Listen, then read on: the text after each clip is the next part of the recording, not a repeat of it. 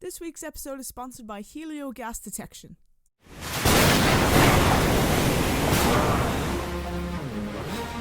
Gotta live your life, gotta know your worth, cause I've been looking for the light, yeah. Cause I'm way too numb to fight, yeah. I'm way too low, way too low. Hey everybody, this is Richie from the Metal Cell podcast. I have got Craig and Donal of Idle Discourse with me tonight. Thanks a million for taking the time to join me, lads. Absolute pleasure. Yeah. No pleasure. A pleasure. Thanks for having me. Yeah. Myself and Craig are having a beer. Last minute decision on my behalf, but you know, he twisted my arm, folks. That's all I'll say. But yeah, let's open the show with, first of all, I saw ye back in the Siege in 2023. I'm reckoning October Siege 2023 or 22. Can it be that long, lads? Jesus. I think it was 23 you played. 23 makes sense, yeah? Yeah, it does. Yeah. Yeah, because early slot, wasn't it? Yeah. It was. You were upstairs. Yeah. And I saw you then, and do you know what? I've been fucking kicking myself because I didn't know much about you, but I just liked. I think I might have seen maybe law-abiding citizen at that stage. Would that be about right? Mm-hmm. And I said, fuck it, I'm going to definitely have to check the lads out. And I remember taking a few pictures of you and tagging you on it. And, you know, so that was the first time I came across you. And then, of course, Letty interviewed you as well. You were just supporting, who was it again? Jet Fuel in Whelan's, yeah. Was it Jet Fuel? I thought it was someone bigger as well, was it? No? Oh, we did Skin Dread in the academy, but Letty actually interviewed us before the Jet Fuel gig. Yeah. No, we did in Whelan's. It's great crack, that was, yeah. Yeah, Jesus. So, like, I mean, what are your impressions and memories of the Siege itself? Like, that was your first time playing it, you know? Did you stick around? It was a bit of a mad one because I was gigging that night. I don't know if you know an artist by the name Warnock. Yes, like I do. Of course I do. Solo dude, yeah. Yeah, so I was actually doing a gig with Connor from Warnock that night, so in Galway. So basically did the gig early and then hit the road, so I didn't get to stay and watch anyone. But I have to say, it was my first time actually at Siege. And the whole vibe and the atmosphere there was unreal. Like, it was just like, even the fact that we played at like 11:30 or something mad like that. And the place was still people ready for it. Like, it was unreal. Oh, no, it wasn't 11:30. Like every year, everybody queuing up. I just thought that, like, the image of that was just brilliant. Like, you don't really see that. Like, you know, it was really cool. I think he played it around 2:30, I'd say. 2:30, that probably makes more sense. Yeah, Jesus. Well, yeah, early. I was only getting out of the car at that stage, done. Yeah, I think actually, you know what? Was it 11:30 we played Hammerdown? That must be. It had to be because. Yeah, so we played some early festival slots anyway. But yeah, still good crack every time. So. Yeah. I had a rap battle the night before Siege, so I think it was my first ever rap battle, and all the boys were at it, and all of them. We had Siege, and I had to get up. I had to get up at like 6 or 7 o'clock to fucking leave for Siege the next day. Wow, what's a rap battle like in Dublin, Greg? Give us an idea about it. It's what venue even hosted it, or? It was in the Crowbar Terrace, in the Crowbar in Dublin, Temple Bar. Okay. And yeah, there's a new like Irish battle rap league. In Ireland, the Flight in Irish it's called, and I had my first battle that night. So yeah, going to Siege like the next morning was kind of bizarre to be going that early, to get there that early, to be playing early. You know what I mean? But it was brilliant. Yeah, and having your feet on both sides, like rap and metal. I mean, we'll definitely talk about that. But so like, what preparation would you have to put in for a rap battle? A lot. Okay. I'm like, yeah. So I was right. The guy that was battling, I kind of knew. I'd seen his battles before. He had a lot of battles and I didn't have any. and I kind of knew what he was going to say. I just didn't know when he was going to say it. So you're kind of writing verses, but then I kind of liken it to like, it's like if I was playing a gig with the lads and Donald came up to me and went, right, we're playing Law Abiding Citizen, but you have to do the second verse or the second half of the second verse at the start, and then the first verse you're like moving blocks of words around. So that's kind of what you're kind of doing that on the fly, you know. And I do that to you anyway, so. You do things like that. You're like, hey, you want to try this mad new thing? Jesus, like that, like even just the capacity, memory wise, I mean, fuck's sake, like it's just a different, you know, people are different with retaining information. I mean, for that alone, Craig, you know, respect. It'd be a nightmare for me to do something like that. Like me and the lads were there at it, and it was unreal seeing them do it, like, you know. Yeah. And it was like you were there at a fight, like it was like, you know. And so for him to go, yeah, and, yeah. and is there hype people there as well, Craig? Sorry? Is there hype people there as well? Like, yeah, so there's like the hosts. The host would be like in between every battles, and they do music sets as well, where rappers would play sets. So they kind of incorporate a bit of everything. It's like a whole show, you know. Yeah, if you ever, I'd love to be at something like that. Genuinely would love to be at it. I always said it kind of transcends genre. It kind of opens rap up to, because like anyone, like it's full of like wrestling fans. You know what I mean? Because it's just people that appreciate that good on the mic and stuff like. So it's kind of like, it seems like this mad like ultra hip hop thing, but it's something that like anyone can get into. You know, it's just it'll be there. Yeah, we'll have to send you on some footage from it, because Craig fucking smashed it. It was class. Yeah, I mean, like rap is my second favorite genre of music, like from Wu-Tang to fucking De La Soul, Public Enemy, the obvious ones, obviously, but like, man, I just would love to be in a situation like that, especially it being in Ireland, you know, which is even fucking really cool by the sounds of it, you know. There could be rap battles. There could be rap battles in Cork, man. I don't know, you know, fucking hell. There was a point a few years ago where they were doing a lot around the country. There was like when I was like 15, 16, I remember watching like Irish rap battles in school. Yeah. And kind of like growing up with the culture of it. But yeah, there's kind of I think it's kind of there was a league here, and then it stopped, and then there was kind of a lull in that kind of scene for a while here. Yeah. And we're kind of picking up speed again now, and the lads are getting more events. So yeah, excellent. And you know, it sharpens your skills as well as a frontman. Yeah. Yeah, I never thought I'd do it. I just never thought. I was like, I'm not that kind of rapper. Like the stuff that come to me like that, but with enough preparation, you can, you know. Absolutely. Yeah. Okay, so for people that don't know Idle Discourse, here's my take on it, because I'm not going to categorize you, but I'm just going to name out certain artists and maybe bands that people will recognize, and you know, they can kind of make their own decision then on you, you know, especially, you know, when you hear the music that I'm going to play. Because I tell you straight up, lads, you know, Volume 2 for me is definitely in my top 10 albums of this year, you know, so I absolutely love it, you know, so congratulations on that, you know. Thanks so much. Yeah, so here's my take on you. You're a mixture of versatile, Rage Against the Machine, Eminem, Prodigy, The Streets, and, you know, Limp Bizkit, fair enough. And there's another band as well, Bomb Funk MCs. I don't know, have you ever heard of them? See? Yeah, I've heard the name. I don't know if they could play any songs. Yeah. They have a song called Freestyler. I was going to say, is that Freestyler? Yeah, no, that one. People probably don't know the name. Yeah. So that's the mishmash that I vibe off of, you know, Witchy. You make it work so fucking well.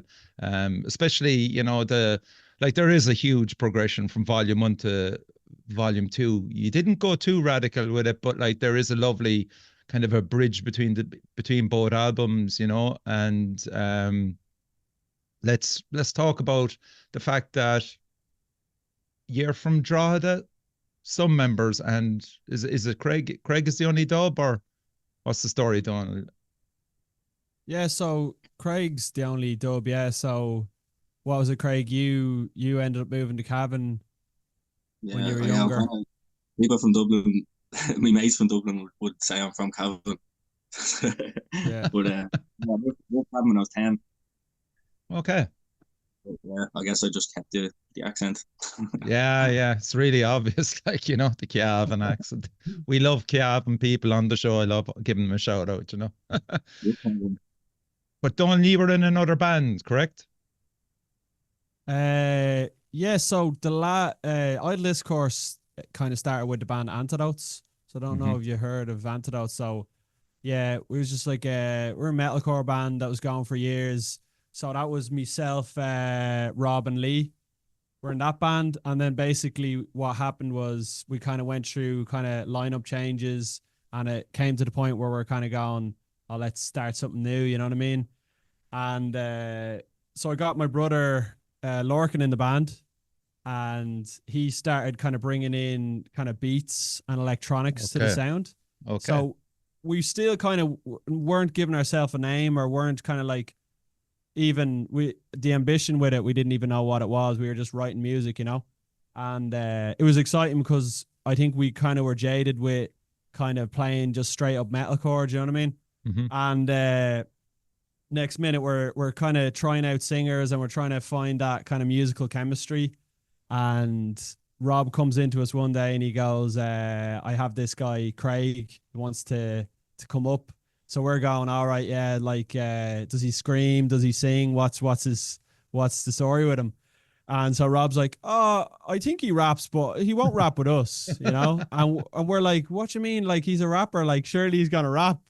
And Rob, I think at that point, and fair play to him, I think Rob was just kind of going, we just need to get someone in the room, because we were kind of getting jaded, trying to figure out who our vocalist was gonna be. And Craig hops in the room again, no plans of having a rapper in the band, but of course he does rap, and we're like, oh my God, there's something here. And like, there's that chemistry. And then we're like, okay, this is a band now. So it's it was super organic. Like, and that's, I think, pure random by the sounds of it, like pure random. And I think that's what makes us the band we are, because it's not this thing of, oh, let's form a new metal band or a rap rock band. It was nothing like that. It was more just it's an not amalgam. Contrived. No, not in the slightest. It's literally my brother Lorcan, who does all the electronics. He was making his own trap music at the time, so that came into the sound. And then Craig comes into the band, and now that complements what Lorx was doing. And it was just it came together so naturally, and like it was just so exciting. And I think, like, you kind of hear that in volume 1. It's a bit kind of hyperactive, kind of, because we're just kind of going, oh, that's class, throw that in, and we're just getting excited to make music together, Yeah. Go on, Craig, what's your take? Yeah, we're just kind of throwing styles together. It was really cool. It was one of those moments that, like, as someone who's in music and who meets up with people and works with other musicians, it's one of those moments you only get, like, you're lucky if you ever get it twice. You know what I mean? It was just a real moment. And I think what makes the sound what it is that it's like, we are a band and we gel together, but we're 5 completely different people who are getting in a room and unapologetically being like them. Like, Donald brings his influences into it unapologetically. I bring mine into it unapologetically. We're all just doing our own thing, but doing it together. And I think, when we can find a way to make that flow in the same direction, like, it's a really beautiful thing. Yeah. So maybe then that kind of adds fuel to the fire of like the fact that the first album seems to be more jam orientated, that you figured out stuff in rehearsals more so than the second album. Absolutely, 100%. Okay. Like, very accurate. that's actually spot on. And the mad thing is, when we started as a band in lockdown, so that kind of fuck. Oh my God. Yeah, of course. so there was no pressure on playing live. So we were just in the room together, really, really practicing and like, it was actually kind of in a weird way, it was kind of good. I mean, it was it was awful. Let's not lie, the whole situation. But in terms of the band, we wanted to basically put out the music and then start as a band. So we were like, okay, let's get stuck in the studio and really kind of have the band as like a finished thing before we start gigging. So it was kind of weird because when we started playing live, the songs kind of took on a different kind of vibe to them. And but we wrote them just in the room to please one another. So there was we weren't thinking about live, but actually the energy that, was between us when we were making it, like really came across live and yeah, came and of course you're getting there, it back from the crowd as well, which is alien to you at the time, Yeah, it was weird because it was like, I almost think it's like there's certain moments on Volume 1 that seems kind of like written for a crowd almost, but it's not at all, So it's like, it's one of those cool things where we're like, oh, this is even better now that we get to play it to people, so it was great. Yeah, I mean, this the single Law Abiding Citizen, like, a great choice for a single, and it certainly, I would say, caught people on the hop insofar as like, who are this band and what's this kind of sound, and the swagger of Craig, the delivery, it's such a great single, so was that one of those ones, Donald, that you'd wrote before Craig came in and he...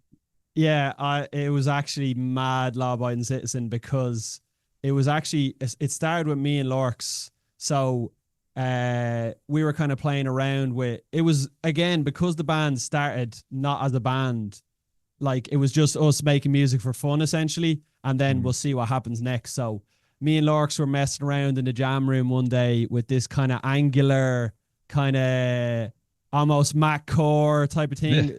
It's simplified in that thing, but we were trying to do an angular kind of mad sounding riff, and basically a lot of time passes, Craig joins the band and we're showing him material, and I was kind of saying, look, I really like that song, but like, you can't show that to him because there's nothing he's going to be able to do with it. Because if you hear the song instrumentally, the last thing you think is that somebody could spit over the top of it. Yeah. And Craig said, actually, the funny thing is, that song is really important to us because it was the first song we fully finished in the studio. Okay. And hearing it back on the speakers with Craig, we're just kind of going, wow, because he brought that song. He just took that song to the next level. That song on its own is kind of is quite chaotic, but Craig kind of puts this pop structure almost on it, where he flows through the whole thing and, puts a hook on it, puts all this stuff on it. And he kind of smoothened it out in a great way and made it from like, he made it into a song essentially. So yeah, that was a big one for us, kind of finding our sound a bit, Yeah, and that's it, finding your sound, very much so. Even, there's just some lovely, what would you say, Easter eggs in the first album as well, especially the song Idle Discourse, because Craig raps through, see, I'm just another law-abiding citizen, medication got me talking to myself in innocence, and I don't fucking need you anymore because I feel limitless playing on all these mental games in my head. I get as a polybus. Now, not as good a delivery as Craig, obviously, but like, you've name-checked fucking every song on the album just through that little dialogue piece there. That, like, how... Coming through that, Craig, was that just like a fucking bit of banter? And yeah, I was just right. I knew I wanted to. I can't remember how we kind of came around to the idea of having spoken word in there. But my background, I started as a spoken word artist. Really, like, started performing publicly as a spoken word artist. And yeah, I think Lorx was kind of playing this thing, and I was just like, I had the idea of just, let me just talk over it. Yeah. And it kind of became a really nice thing live, because we, like, obviously the gig, the music is like really heavy and like high tempo and like jumpy and buzzy, but then you have this like purposeful kind of lull, like Yeah. where it goes right down, and then we perform this kind of spoken word thing. But yeah, right in that, I kind of just wanted to, I really wanted to tie it all together, to make it, an Yeah. album, to make it like a full body of work that's all supposed to be together. Yes. And as I was writing that, I tried to include some of the names, and this just kind of fell out. Yeah. It worked. It Yeah. worked really well. I don't know. Maybe some people don't fucking get it, I but think one of my favorite things about it as well was it kind of, I think because that was on the first thing we released, it kind of gave us the freedom to be like, we can kind of do anything now, because, you can't really argue, come back and say, oh, like, why are you throwing in stuff like this? It's like, well, we did it on our first release, Yeah. So it kind of gives us the freedom to play around, Yeah. And as well as that, another one of my favorite songs on it is "Don't Need You," and Craig saying metalheads don't like my accent. I just got such a laugh out of that. It's perceived, Craig. It's perceived that they don't like your accent, but they do. Yeah, I think we wrote that before we'd ever heard anybody's like. Of course he did. Yeah. Kind of like, because of the way we wrote Volume 1. And we just kind of had a conversation. We were kind of having jokey conversations about how, like, we thought way more people were gonna not like it,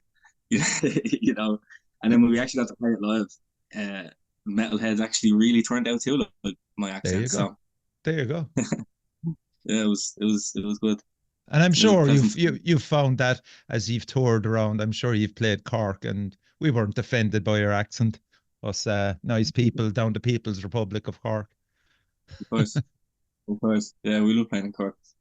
Yeah, you played Fred's, didn't you?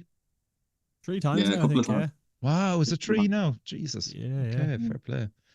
And We're what's that, Craig? mad fun little room for a gig. Yeah, it is. Yeah. For sure. I'd like to see your setup with 5 of you on that stage. I think a lot of lads would be off the stage half the gig, yeah. No choice. I had to be off the stage, I think, most of. Yeah.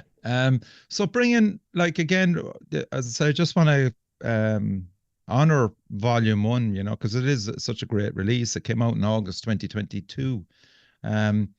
And you went up to Josh. Like, how did that happen? I mean, I'm sure he would have got a great kick out of seeing you coming up there, especially with your style and stuff. Because, I mean, I think Josh really enjoys this kind of music, as well as, straightforward metalcore and the stuff that he's normally fucking asked to produce. I'm sure he got a great kick out of you, like. Absolutely. Like, when Antidotes was kind of coming to a close, the last kind of bit of recording we done was with Josh, So. Oh, really? Okay, so that's the connection. Okay. That's the connection, but also we're aware that, Josh, is really, experienced in terms of like electronics and production. So he was kind of the perfect marriage. He kind of got both worlds. So it was kind of an obvious choice, really, to go up to Josh, Yeah. And the fact that he's a drummer as well, Donal, he's got a good grasp of where you're trying to go rhythmically, and also, open-minded to ideas, and probably helped you with ideas as well, did he? But yeah, well, like, I don't know if you know about the technique for recording drums, where you play the cymbals and the shells separate. So No. it's kind of, it was used on like Queens of the Stone Age, Songs for the Deaf. Okay. But it's used on loads of famous albums, Mhm.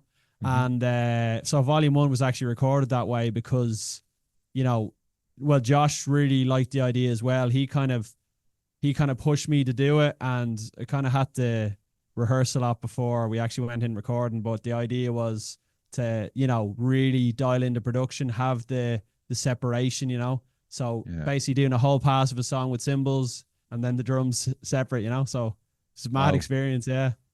But it wasn't the case in the second, in Volume 2, was it? No, and volume Yeah. 2 was recorded all together. Okay. Yeah. Okay. Um, the let's talk as well about, you know, who came up with Idle Discourse. Samuel Beckett's Waiting for Goddard, obviously, was the inspiration behind it. How did that come about? We had a mad journey trying to name ourselves, didn't we? um, yeah, we kind of went through a lot of names.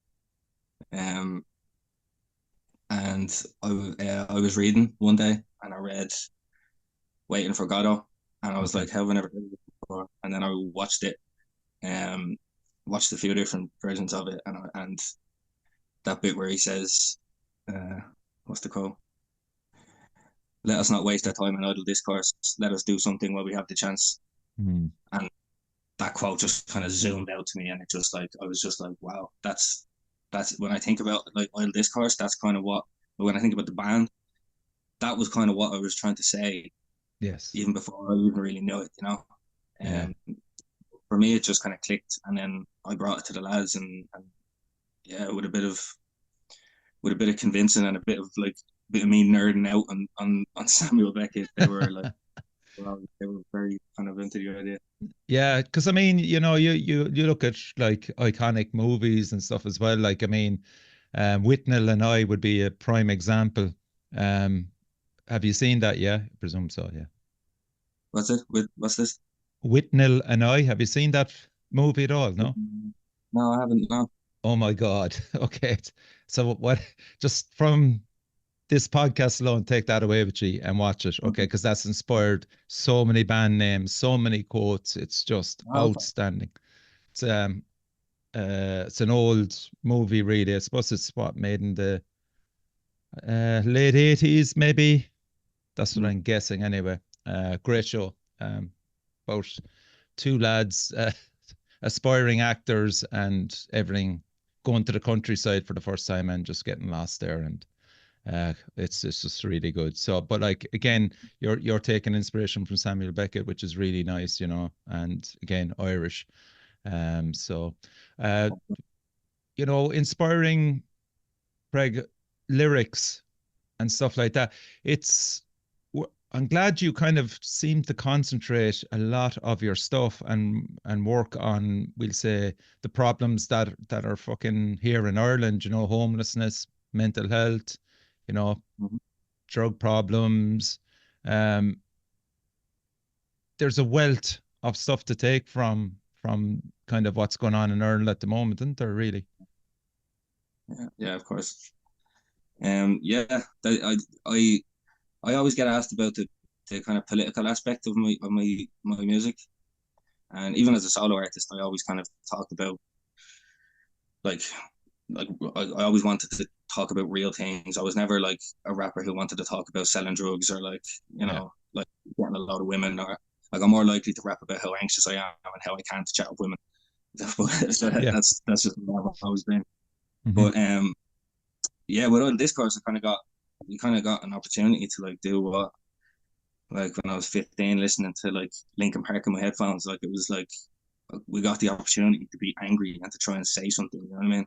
Yes. Uh, but yeah, I like yeah. People often like ask me about the political aspect of it. I don't really think of it as political. I think when you're talking about the struggles that like the human condition and the struggles that we go through with addiction and mental health and stuff like that, it's impossible to ignore.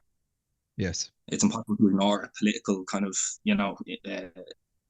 kind of side scope on it. But yeah, I guess I just always wanted to really talk about real things, and Mm. I try to do it in a way that I don't. I feel like artists that talk about like the issues. I feel like a lot of people feel like they like a lot of people are performing from a place where they have the answers. I know Okay. I don't have. I don't think anyone has the answers. Like I'm Yes. not. I don't try and write to tell you what to think. I just try and write to make you think. Yeah. Yeah. That's actually quite good. Supporting that theory, Donal, in relation to you do backing vocals as well. Is there particular lyrics there that Craig came up that still give you goosebumps, you know? Oh, so many. You mentioned Idle Discourse, the spoken word. Silently I suffer, not a fighter, I'm a lover, but I've been left in pain so long that love just makes me shudder. Yes. You know what I mean? It's just I kind of, I was kind of chat about this a lot. What I really like about Craig's lyrics is they stand on their own. Like they're kind of poetry without the music. So you can kind of take a lot of lines, kind of especially on V2 actually, you can kind of take lines out of it and it just reads as poetry. Like you don't need the music. And I think sometimes with lyrics it can be it works with the music and without that it doesn't really make sense. But I think that's what I really like about Craig's writing. It kind of, the music with it enhances it too, but it could stand on its own, Yeah, very much so. Okay, so I'm going to play one of the tracks off the new album. And it's Caveat. It was a video and single. So we'll give this a spin.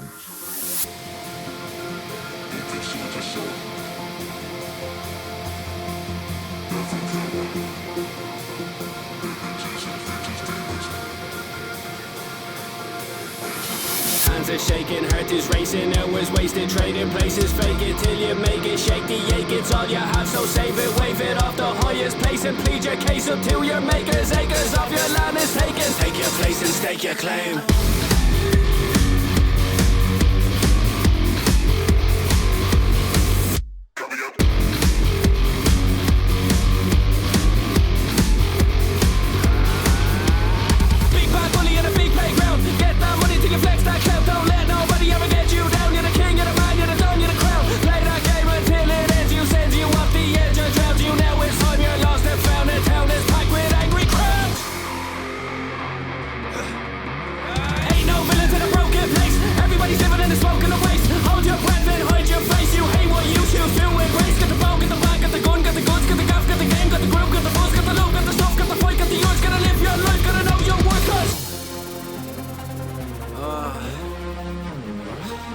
Gotta live your life, gotta know your worth, cause I've been looking for the night, yeah. Cause I'm way too numb to fight, yeah. I'm way too numb, way too numb, way too numb, way too numb, way too numb, way too numb, way too numb, way too numb, way too numb, way too numb, way too numb, way too numb to fight.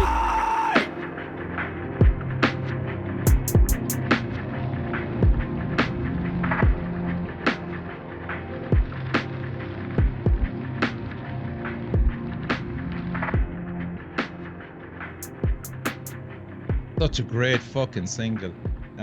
There's nice Linkin Park homage there as well with the lovely vocals floating over, but I must say as well, the video looked like a fucking laugh, the film. Shout out to Cody Farrell, is it, who filmed it? Yeah, that was great crack.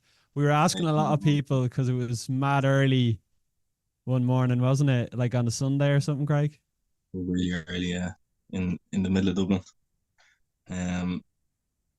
We were trying to get loads of people into the room. we met some really lovely people from it too that like still coming to gigs and stuff. So it was really good.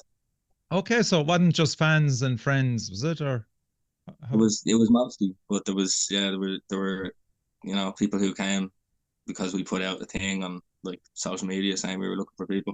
Okay. Yes, one of the mistakes we made was it was actually the Whelan's gig the night before, and it just the way it lined up. So obviously a lot of mates after that are gonna be like, "Nah, I don't fancy getting up at 7 tomorrow morning to come to the shoot," So, but it all worked out in the end. It was an oversight, but we should have just filmed it at the gig. Yeah. Yeah. Where was the location, lads? It was in Harold's Cross. Is this like deadly? Like, the location Cody got for it was absolutely perfect. Like the low ceilings and all. It was exactly that kind of vibe we wanted to create, And was it an old hall or something? I know Harold's Cross. Yeah, it's this like kind of warehouse thing. Yeah, and basically, yeah, I don't know too much about it. It was basically just Cody kind of found the space and it worked perfect. Like I love the shot of Craig getting up on my kick drum and That's right, yeah. he's like on the ceiling, like it was perfect for it, you know. Yeah. I actually wouldn't change anything about how it turned out. I think the way it actually turned out was like it's kind of it kind of has a weird kind of like there's kind of something creepy about it or something. I don't know. Like there's like it's more than just like a performance video. You know, Yeah. it was really sick. It's Yeah. beside the place beside it's no Beard Fire Studios. Sorry, Craig? No Beard Fire Studios at Harold's Cross now. No. Is that? Yeah. Um, See, yeah, they're last time I was in Dublin was 1998, living up there, and Harold's Cross would have been on the route up and down through town. The way I think Yeah. you'd have to go through Harold's Cross to get to Rathfarnham, was it, or something like that? Another one, it was the Badlands warehouse. Studio as well there. Sorry, Craig, what you saying there? It's like a big warehouse, but it's like in the middle of a housing estate. It's like a Oh, mad little spot. yeah. Kudos for Cody for finding that, man. That was brilliant. Like, yeah, I mean, uh, yeah, obviously then the video for Rotten Egg, that was easy enough to do. You all, Donal, you were involved there as well with some clips, I'd imagine, yeah. Yeah, it's funny actually. Rotten Egg came from. There's some shots in Rotten Egg where I'm filming Craig in the studio tracking, and I'm doing it with a really crappy like 2000s camera, and had this kind of grainy, kind of gritty look, and it has this weird zoom on it and all. And I really liked that look, and I was like, I want to film like a lot of our gigs with that camera. So I actually got Dylan to shoot a lot of the gigs on that crappy camera and do the weird zoom ins and all that. So when I got the footage back from him, I was like, yeah, this is perfect. And then to kind of fill it out, we've got some more kind of proper footage. Yeah. So Alan Breslin shot some of that. And yeah, there's just kind of different footage. I think there's probably some angel footage in there as well. You'll always get some angel footage in there somewhere in our videos. And Dylan as well, I'd say, was involved, was he? Yeah, Dylan did all the handy cam, the crappy 2000 camera at our gigs, and it just kind of had that look that I was kind of envisioning for the video, you know? Yeah. It's amazing that nobody has actually fallen over Dylan yet, that we know of anyway. Yeah. He's just so good. He's like a ninja. He is like a ninja. That's the best way to describe him, Craig. Yeah. Like he's some really seeing him operate in Fred's is just fucking a thing of beauty. He's just like moving and weaving in between people and shit. Yeah. And then Donal, you filmed this Demonstrate. Yeah. Yeah. So really enjoyed working on that. Like that Demonstrate was a concept I had for a video for a long, long time. Yeah. And it was something like, I'd be kind of going on walks or just throughout the day, I'd just be thinking about it over and over. And I kind of fixated on it for a long time. So when I eventually got the lads in to do it, I was delighted we got it done because it was kind of, it was just something, you get these ideas and they're kind of, you're developing them as you go. And then, so it was great to actually be able to execute it because at the same time, when I was thinking about it, I was kind of like, oh, how do I actually do this? So you're kind of figuring out as you go. But I was really happy with how it came out, How long was that shoot? So that was just one night. Yeah. So basically I kind of don't touch the camera. Yes. Of course, yeah, because that makes sense. Yes. People nearly moved it. And he was like, no. Yeah, I went a bit like crazy director on that one on the lads because I'd been planning it for ages and then I set up the shot and basically the rule for the night was like that tripod's gonna be there for hours, so don't fucking hit off. Yeah, and it was well as we shot it basically in my dad's garage. He has this like this You're quite narrow. me. Yeah, so It's That's this like brilliant. narrow kind of car garage he has, and but which I thought was perfect because I wanted a kind of Claustrophobic. claustrophobic Yeah. feel on it. So that's as well why I shot it kind of the aspect ratio is a bit more square. And but it basically meant that the tripod, you could barely walk by it, the tripod. Like, so I was just like watching the lads like a hawk, and like, yeah, I was ready to like, What you know, camera were you using, push anyone Don? away. So I've Canon M50. It's kind Same of as like, myself. Yeah. yeah, it's great. It's a great little camera. So Yeah. I've been happy with it. You know, I've had it for years, like, and it's kind of like anything. I'm always trying to get the most out of it. So, We should yeah. swap stories on that. Like I'm sure, like me, we'd all love to jump to a 2,000 euro camera or something like course, that, yeah. you know, of course, but it's just fucking, it is what it is. And, you know, we can just only film with that. Well, that's it. And I mean, I think that's a lot of the crack of Yeah. kind of making videos, is seeing what you can do, what you have, you know. Yeah. And yeah, a lot of people, honestly, there's a lot of people out there to be like, oh, you can't shoot anything on that camera, and it's just not true, like, you know. It's not true. It's not true. We're the living proof of it. Absolutely. That's sick that you're using one too. Yeah, yeah. Filmed the whole Partalon one with it, and when a big shout out to Kurt Kelly. Kurt then brought in this fantastic camera, and we filmed shots using that. And when I brought it then to the editing suite, I just went, sweet Jesus Christ, this is ultra high definition. Like, you mean, compared to my grainy stuff, but the grainy stuff suited the band and the mood better than this high definition thing that you'd see in TV showrooms, you know? Yeah. And it was just a learning, you know what I mean? And like, I was on to Cork then, like kind of going, Cork, you know, when I can afford something like that, I will be shooting with that. But it just doesn't marry with the whole thing, you know? But he did all the long distance shots, the scenic shots with it, and it worked out perfect then. Whereas, you know yourself, Don, you can't fucking use a long distance shot with the Canon M50, like. Yeah, it's just yeah, I mean, you said it perfectly there. I think it's all about what you're going for. Like, so that's why Rotten Egg is the way it is. I wanted it to look a bit grainy, a bit crap, you know. So we used that little, you know, little 2000s camera for it, you know. Yeah. It's like a tool. It's like anything. It's like audio, you know. There's no good or bad audio. It's just what sound you're going for, you know. Yeah. Okay. So since we talked about it, I'm going to play Demonstrate. Again, it's such a different song, but fuck me, it's just, I love it. When I heard it, it just, again, there's a connection with me just because with dance music as well, and I was just going, lads, you know, to have the balls to put that on an album and just not care because you're doing it for yourself, and then finding fans like myself then that will automatically gravitate to it, going, yes, what a beautiful part in an album, you know. So okay, let's play it there.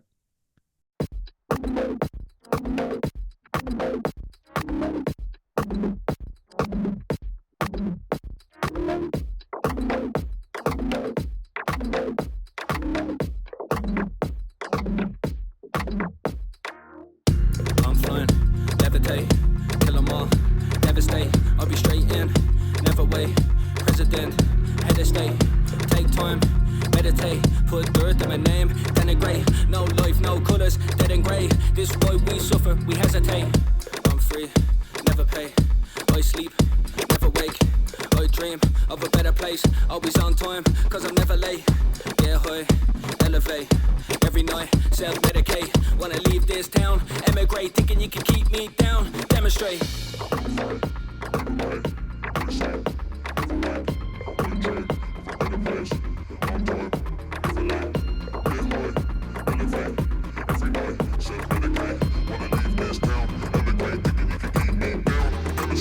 What's the story, Jack and Nori? Back and forth, we home for glory, yeah. Got so gory that it floored me. I'm exploring every story. I implore you to adore me, or at least get around and just look toward me. Scream and shout and don't ignore me, yeah. Meet my ego, can you stroke it for me? I'm absorbing all the hate and not crave it. Heads in an awful state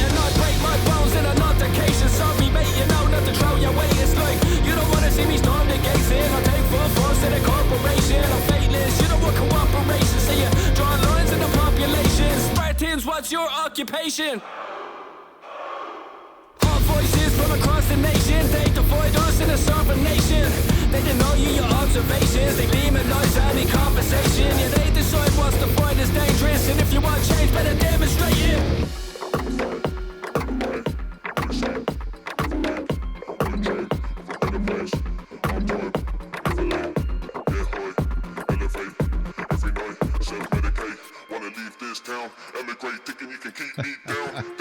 I love that section. Really clever. Again, how do you decide the length of something like that? Because I'm sure an Idle Discourse song, probably in demo stage, is far longer than what the end product is. I actually think it was shorter. The funny thing was that was actually shorter. Oh, for fuck's sake. We made was it the intro we made a little bit longer to build it up more or something? You know the way it kind of comes back to the intro, the outro is kind of like, that basically was an add-on. At the end of the verse, yeah. Yeah, I think that, we actually tried to make it longer. And I toyed around with writing another verse, but like everything we tried, like we just kept coming back to like, this is it. This is what, and it just, yeah. In general, are your songs longer? So, I'm just curious with that sweeping statement that I made. Am I completely wrong with that? I think our songs are very short. A lot shorter I think they're shorter than we mean them to be. That's interesting. I feel like, what's mad? I'd need to check it though. I don't actually know the length, but I'm pretty sure Law Abiding Citizen is actually a pretty short song as well. But something about Demonstrate, Law Abiding Citizen is 2 minutes 38 seconds. Yeah. That's short. We get to play a lot of songs in a half an hour set. We get to play a lot more songs in a half an hour set than other bands get to play. Yeah. And it was never really like, we never really purposely were like, oh, we're going to make short songs. I think, I don't know. Like, I think we just know when to stop. Yeah. You don't overthink it, because I'm amazed at that, because there's 5 of you in this band, and I am sure every one of you are just throwing ideas. You're like, the 2 albums are creatively, it's fucking mind blowing what we've done with them. But in my eyes, then I'm going like, for 5 people to be so creative and to gel all their ideas, I was always thinking with your songs that they're actually overlong, and who's fighting to bring it down, because probably as you probably go on longer in your careers, whatever like that, they might even get shorter. I don't fucking know. Well, I think we had a lot of arguments in the making of like that. Not like arguments, but like we had a lot of disagreements in the making of the project, and everybody's trying to like make it shine in the way that they think it will shine, and we obviously, like every band, like you get 5 people together, there are going to be disagreements, but I don't think we've actually ever had a disagreement about the length of one of the songs. We've always kind of known like this is where it starts and this is where it ends. And you know what, like firstly, thanks so much for all the great feedback, but I think a lot of it comes from, we do a lot of pre-production. Like our songs like aren't that, we do jam a lot, but a lot of it is listening back and going like, can we trim the fat here, because we're throwing a lot of stuff at the wall, but also I think particularly for myself anyway, like we're really trying to make sure there's no kind of low points, or there's no, like, we want it to be dynamic, but also we're not trying to sit on an idea for too long. We're trying to keep the momentum going, Yes, and often go on, sorry, Craig. Yeah, I think we all just there's whatever. I think we all just agree on like like precision. Like if you have three ideas, like whichever one works the best, that's the one that's gone in. You know what I mean? It's not like we'll try this one and then we'll put this one in after. It's always like like we try to be really precise with it. Yeah. So then we'll say you go to Josh with something like that, and what's Josh's input into it then? Well, like, because you played Demonstrate there, Demonstrate was a great example of like Josh Josh really was the only man for Demonstrate. Like, I don't know how he managed to mix that because. Sorry, Craig, what were you saying there? I was just agreeing with you. Like he made all that, like all the different things there work really well together. Like Yeah, so um I think we all have a really clear vision kind of going into the studio what we want. And but Josh definitely takes it over in terms of like getting it sonically where we want it. And also, yeah, demonstrate the fact he was able to mix that and have basically the main thing was with volume 2 was we wanted it to sound really dancey, really electronic, but at the same time to keep that, you know, live band feel and Yes. also still have the performance and the energy there. And he managed to do it so well because it was such a fine line when we were mixing. You know, Rotten Egg was one that kind of went back and forth, you know, so it would end up being sounding way too live where it kind of we wanted to sound more dancey. But then on the other end, sometimes it came back sounding too dancey. So we kind of there was a real fine line that we had to play with, but I think Josh in the end absolutely nailed it, you know, because it kind of I think we managed to marry the two. Yeah, you did. I think so. Yeah, successfully as well. Like, okay, so there's instrumental parts, in the album, and of course, I think you know, from a fan point of view, they're very important to bridge from one song to the next, you know, and again create this atmosphere that's running through it. So there's three that I know of, isn't it? It's the Cogs and Wheels, the intro, Living Things, Escape as well. So like when you look at instrumental tracks in general for you as a band, are they just about creating that bridge and keep, as you said, Donald, keep the thing moving? Or is there another side of it that I might be missing as a listener?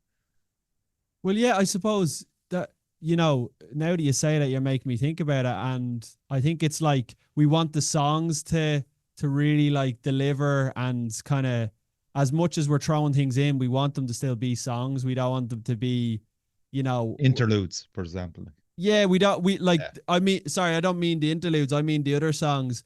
We kind of want to, as much as we can kind of get progressive with song structures, we still want, you know, the song to speak, you know, and come out. We don't want to be like a prog band, you know. So yes, okay. I think we use the interludes to give that dynamic and that atmosphere. And the mastermind behind those is Lorcan, you know. He really has a concept with everything, and he kind of, you know, volume 2 in particular, you know, you mentioned that it sounds less jammy than volume 1, which was because it 100% was. Like, Lorx had a team. He wanted the electronics to have a similar feeling.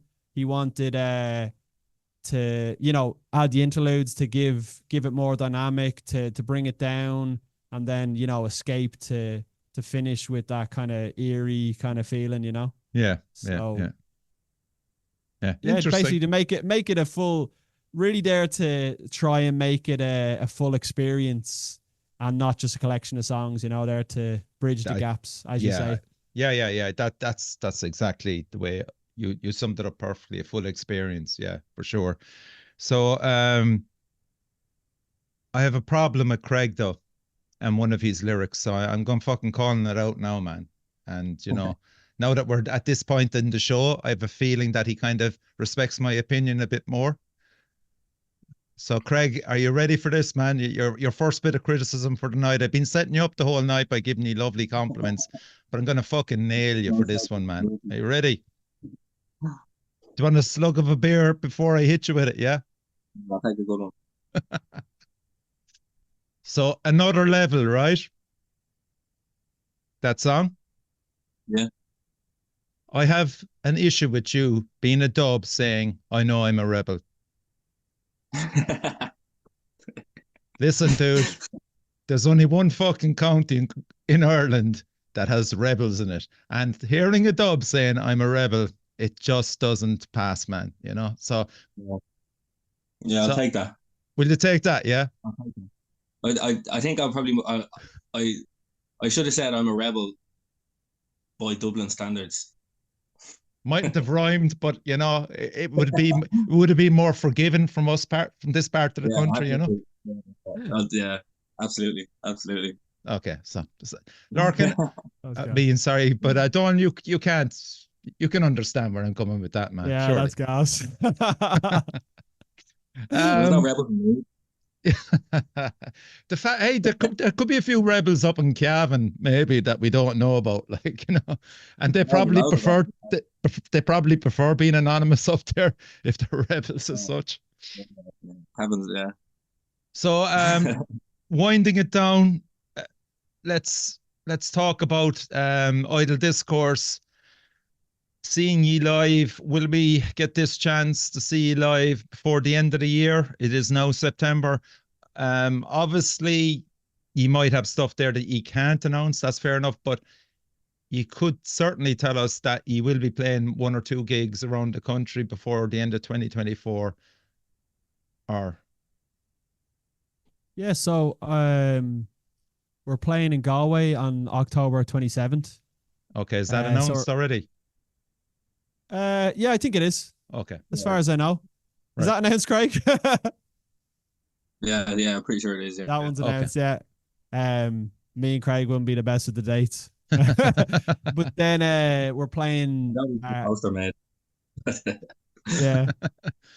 We're playing then our own headline gig actually in Drogheda on Nice. November 16th. So that'll be a bit of crack.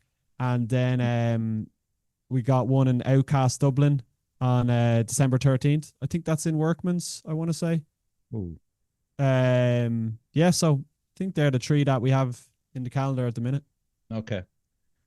And what way would you be susceptible to getting offers? I know you've played Hammer Down, like, but like, are you looking over at the UK thinking we certainly could play a lot more gigs over there if there was promoters offering us the chance to play there, for example? Yeah, definitely. Yeah, absolutely. We're definitely keeping that. We want that door wide open, for sure. Yeah. Cool. So December the 13th, Dublin, Workmans, yeah? Yep. Nice. I'm actually off. I'm finishing that morning. Oh, class. So could be a good time to head up to Dublin to visit my daughter and take in a Yeah. Idle Discourse gig as well. That'd be deadly. It would be Craig. deadly. Yeah. It's the Outcast night. I think it's the... Is it Workmans Club? Yeah. Maybe I'm wrong. It's in Dublin anyway. I don't think I know. I don't think I know where they hold it. But yeah, all the information will be. Yeah. That'll all be written. Compiling a set list, lads. I know all your songs are short. Like, are you working on new material at the moment as well? Yeah, that's what we're kind of gonna get stuck into now. Is kind of trying to see where the next kind of stage takes us with writing. So we haven't fully kind of got stuck in, but that's the next step now. So yeah, we don't know what we're gonna sound like next. So we'll have to see. I conceptualize something because we don't. I don't think the boys will mind me saying we don't want to do a volume 3. Yeah. So we're trying to find the next, like, I guess, you know, kind of world for this thing to live in. Yeah, I mean, I didn't want to jump to conclusions, yeah, but volume 1 and volume 2, even judging by the album covers, there is a concept to it, is there? Yeah, I think the concept was a little bit looser in volume 1. I think volume 2 we kind of figured it out a little bit more, but we wanted to include volume 1 because it was like what got us to that point, you know. Yeah. Yeah, me and Larkin, as Donal kind of said previously, Lux has a great mind for concept and for having everything kind of live within a universe. And for me, writing lyrics, I'm exactly the same. Like I feel like I've always felt like I need to be writing from somewhere. I need to put myself in a world or in a situation. I need to write from that place. And nice. Me and him work very, very closely, particularly on volume 2, on like narrative and concept and Yes. yeah. Yeah. Excellent stuff, Which we're lads. not- I want to give a shout out to Lee, Larkin, and Rob, who couldn't make it tonight. Tell them I was asking for them. And just again, lads, an incredible album, Volume 2. For those that are listening and watching, please check it out on my recommendation alone. You're missing out on something if you haven't. Check out Idle Discourse's Bandcamp page, make a purchase. There's merch there. And is there any more? What side of where are you with merch at the moment, lads? Have you got some in stock, or are you getting more in stock, or is there another idea for a t-shirt coming through? Or Yeah, we have the new design that we sold at our headliner in Workmans, and Okay. we're continuing to sell that one. But we're always like, the group chat's really fun because everyone's just always sending in little merch ideas, so you never know what's gonna be made next. Okay, excellent stuff. Yeah. So, Donal and Craig of Idle Discourse, thanks a million for coming on the show. Pleasure to have you on, and again, congratulations on Volume 2, an incredible album. I really mean that. Thanks so much, man. Thank you for having us. And crucially, support your local metal scene. Cheers.